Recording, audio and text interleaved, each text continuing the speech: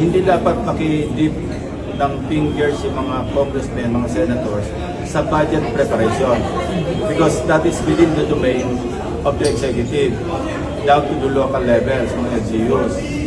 Dapat walang pakialam. Ang pakialam ng Congress, congressmen and senators, doon sa tinatawag na authorization phase, meaning legislation. Doon pwede mag-amend, aka insertion.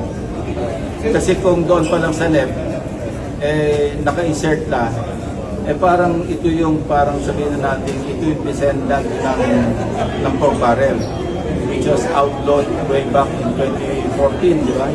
Outlawed na yan declared unconstitutional. Pero ngayon, naka-invento na naman sa halip ng pork barrel, worse pa, kasi ang pork barrel, doon na yun sa Congress Ito, executive domain pa lang, nando na nakialam na yung mga congressmen because ino-operan nga ng mga allocable. And what a term, alok.